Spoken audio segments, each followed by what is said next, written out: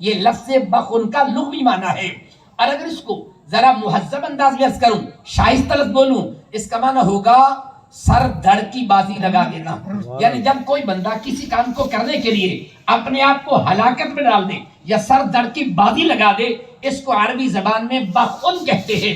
اب اس کو سمجھانے کے لیے بھی پھر مجھے ایک مثال کا سہارا لینا پڑے گا۔ اسی ماں کی مثال کو ذرا ذہن میں رکھیں۔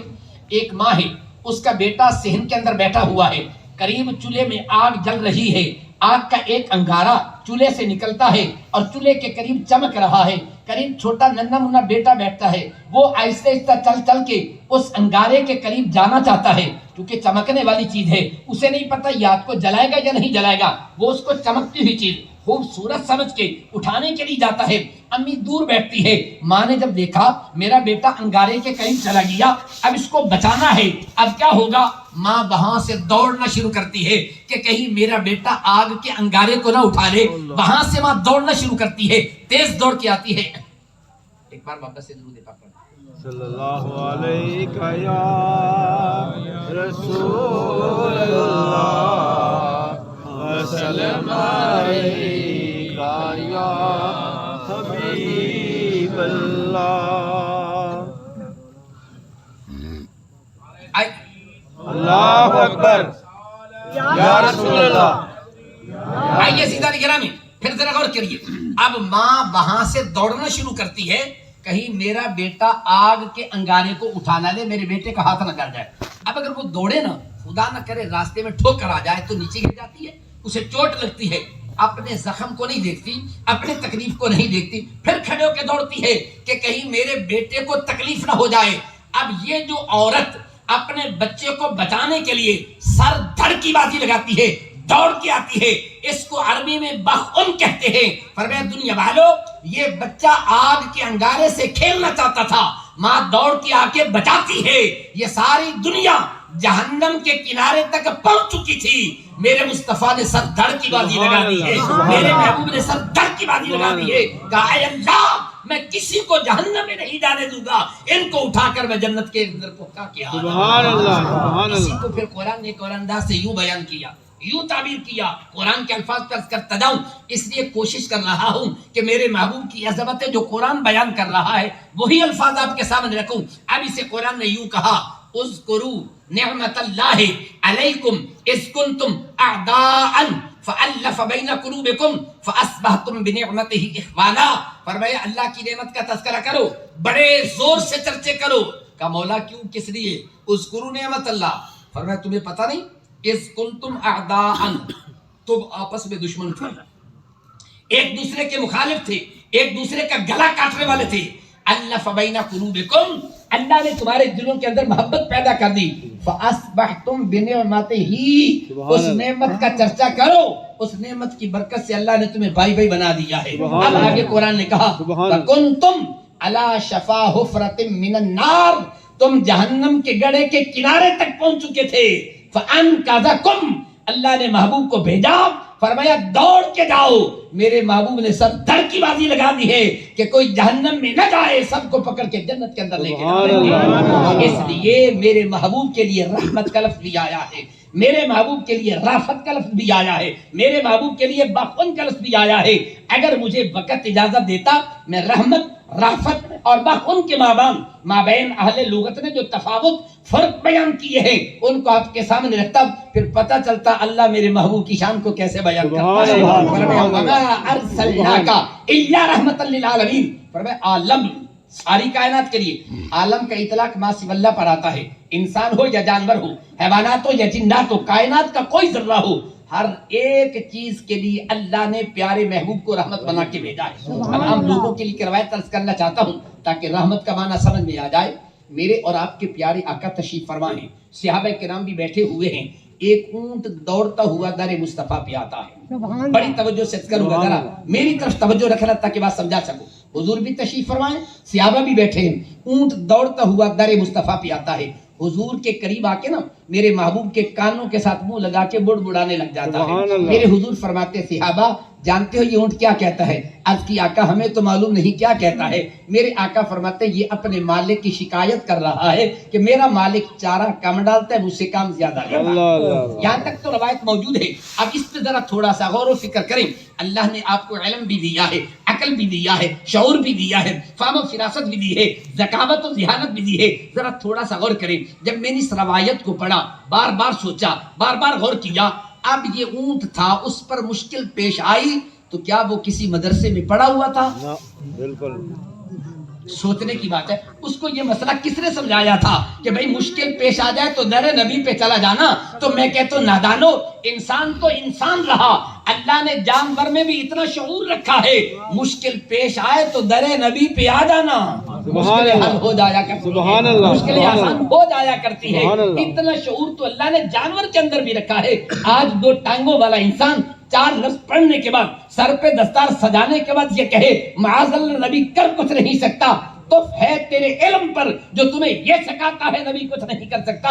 ऊंट से पूछ लेता नबी मुश्किल कुशा है या नहीं? सुभान अल्लाह सुभान अल्लाह। अल्लाहु अकबर।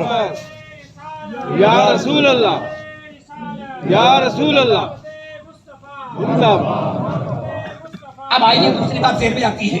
अब ऊंट आया, जहां तक मैंने रवायत की वर्गर्दानी की है आप इसको पढ़ के देखें, शारहीन हजरात की किताबों का मुताला करके देख लीजिए, जरा गौर व फिक्र करें। क्या ऊंट ने किसी से सवाल किया था कि इनमें अल्लाह का नबी कौन बैठा है? नहीं, बिल्कुल। तमाम सहाबा भी बैठे थे, बैठे। हुजूर भी बैठे थे। कोई भी आप सीरत की किताब उठा के देख ले, इस हदीस की शारहीन ने जो शुरुआत रकम की है उनको उठा के देख लीजिए।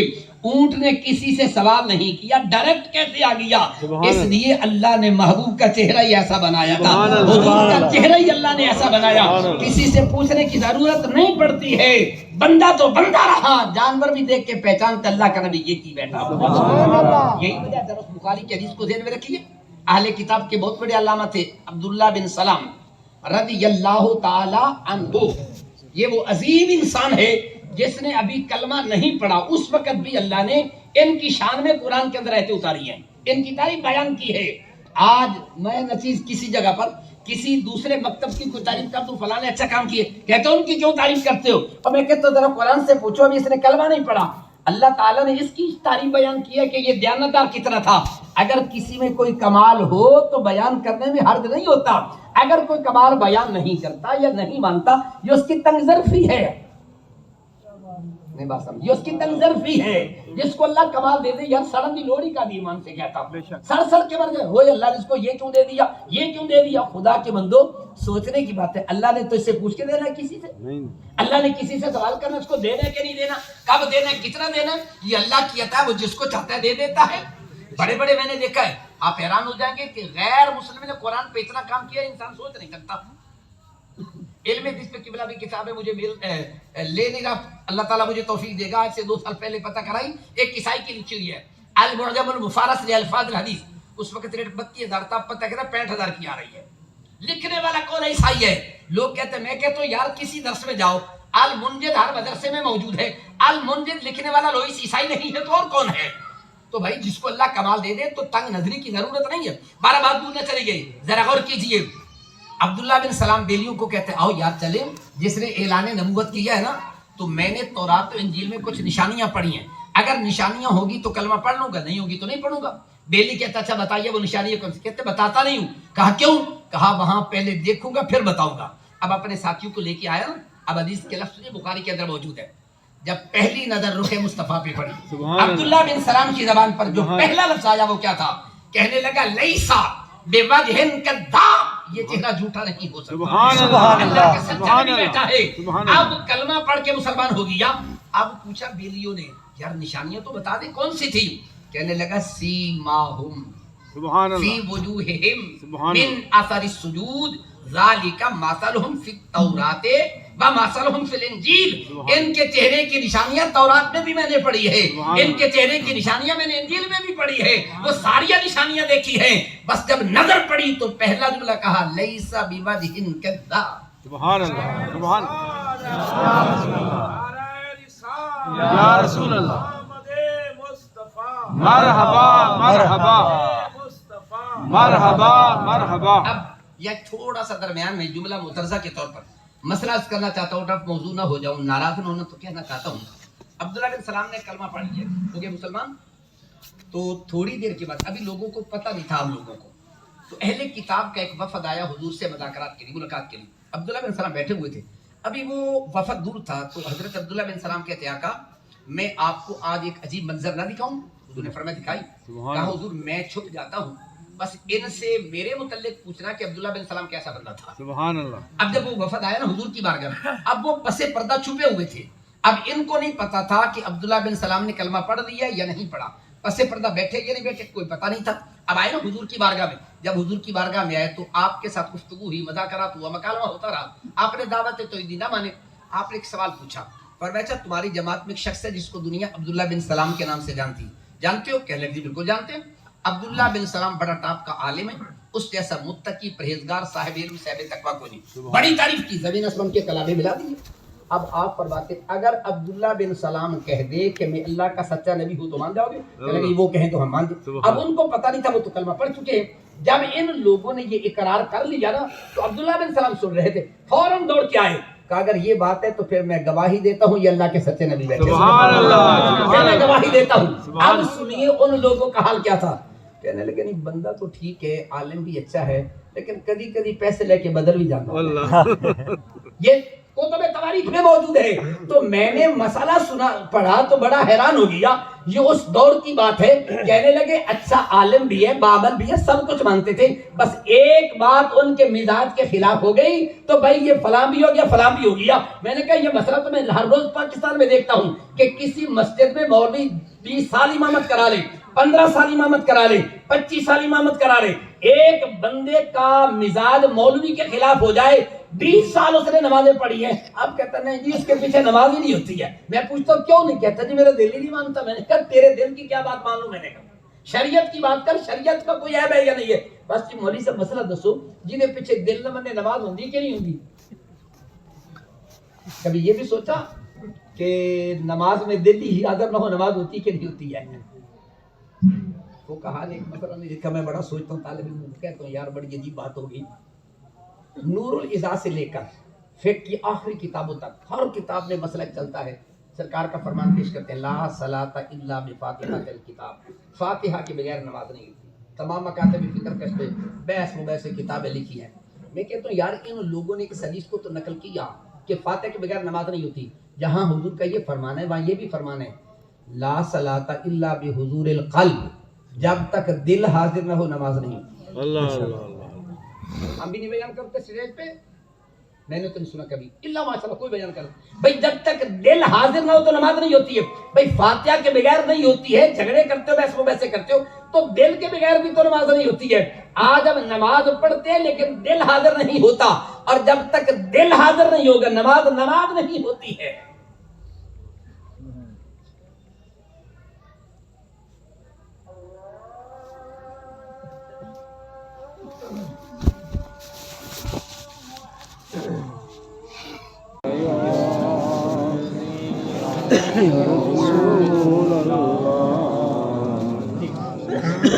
آئیے توجہ کریں، بس بات سنیں، جتنا ٹائم تھا 2 منٹ اسی روایت کو پورا کرتا ہوں.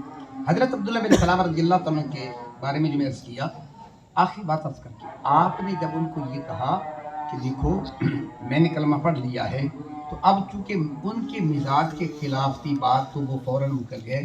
حقیقت یہی تھی کہ وہ جانتے تھے اب یہ کر رہا تھا بات پھر دور چلی جائے گی. اونٹ در مصطفیٰ پہ حاضر ہوا. اونٹ نے کسی سے سوال نہیں پوچھا کہ بتاؤ اللہ کا نبی کون ہے. 2 باتیں. اب تیسری بات ذہن میں رکھیے، آقا کریم علیہ الصلوۃ والسلام نے یہ نہیں ارشاد فرمایا کہ اونٹ اپنی بولی بولتا ہے میری بولی اور ہے، تو کیا معلوم کہ اس کی بولی کیا کہتا ہے؟ کوئی ترجمان بلا کے لاؤ جو اس کی ترجمانی کر کے بتائے. لیکن نہیں، بلکہ حضور نے ترجمہ کر کے بتا دیا. فرمانا یہ چاہتے تھے کہ ہر چیز کی بولی اللہ کا نبی جانتا ہے. بلکہ قرآن کے الفاظ ہے وما ارسلنا من رسول الا بلسان قومہ، رسول جس قوم کا رسول بن کے آتا ہے ان کی بولی سیکھ کے آتا ہے. تھوڑی دیر گزری، ایک یہودی آ گیا، آ کے کہنے لگا یا رسول اللہ علیہ السلام یہ اونٹ تو میرا ہے. میرے حضور فرماتے ہیں آپ کا ہے ٹھیک ہے، لیکن یہ آپ کی شکایت کرتا ہے، یا تو اسے آزاد کر دو या इसे बेच लो। उसने कहा मैं आज़ाद तो नहीं करता, लेकिन अलबत्ता मैं इसे आपको बेच देता हूँ। आपने कीमत तलब पूछी, कितनी कीमत? आपने कीमत अदा कर दी। कीमत अदा करने के बाद अब बात सुनिए, बड़ी मोहब्बत वाली बात और आखिरी कलिमात है। हुजूर अलैहिस्सलातु वस्सलाम इरशाद फरमाते हैं, आज के बाद इस ऊंट को बांधना नहीं है, छोड़ दो, खुला छोड़ दो, कहीं बांधना नहीं है। सहाबा किराम ने उस ऊंट का नाम क्या रखा? हाजा अतीकु रसूलिल्लाह, सुभान अल्लाह, ये रसूलुल्लाह का आजाद करदा ऊंट जा रहा सुभान है। अल्लाह, सुभान सहाबा अल्लाह, फरमाते हैं, जिस फसल में ये ऊंट चला जाता उसकी फसल दूसरे के मुकाबले में ज्यादा हो जाएगा। सुभान अल्लाह, सुभान अल्लाह। आज लोग कहते हैं कि ये जो जानवर पर तुम किसी गैर का नाम लेते हो, हलाल होते हराम। मैं कहता हूं जरा सहाबा से पूछो, हुजूर के गुलामों ने क्या कहा? हाजा अतीको रसूलिल्लाह, अल्लाह का नाम नहीं रसूलुल्लाह का नाम लिया है। और फिर हुजूर के नाम की बरकत ये है, जिस फसल से वो ऊंट गुजर जाता अल्लाह बरकत ही बरकत अता कर देता। सुभान अल्लाह, तो फिर सुभान मुझे अल्लाह। कहने दीजिए, अगर ऊंट पे मेरे हुजूर का नाम आ जाए, वो फसल से गुजर जाए तो बरकत होती है। 12 रबीउल अव्वल के जुलूस पे आमिना के लाल का नाम आ जाए तो फिर ये भी यकीन कर लो, जिस गली से ये जुलूस गुजर जाता है उस गली में भी अल्लाह बरकत अता सुभान करता है। अल्लाह, सुभान अल्लाह, सुभान इसलिए हम अहले सुन्नत 12 रबीउल अव्वल को महबूब की जात का जुलूस निकालते हैं। इसमें हमारा कोई अमल दखल नहीं है, ये उस अल्लाह की अता है जिसको तौफीक अता फरमाता है। और हमारा यकीन है जहाँ से गुजरता है अल्लाह बरकत अता कर देता है। दुआ करें अल्लाह के कायनात हम सबको दीन हक समझने की तौफीक अता फरमाए। वमा अलैना इल्ला अल-बलाग।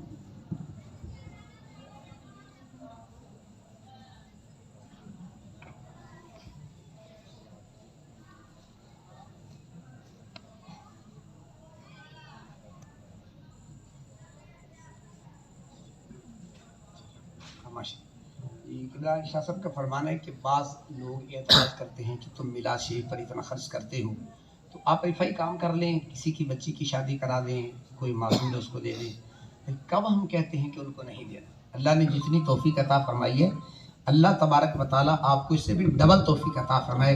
हुजूर की आमद पर भी खुशी का इज़हार करें, जो मुस्तहिक हैं उनके साथ भी मदद करें। और मेरा ख्याल है अभी आपने देखा होगा जब सैलाब आए तो बिहम्दी ताला मुसलमानों ने कितनी डट के उन मफलूकुल हाल लोगों की खिदमत की, हर एतबार से खिदमत की, हर एतबार से मदद की है। बिहम्दिही ताला हम मुसलमान हर तरफ ये सारे काम करते हैं, ये कोई नई बात नहीं।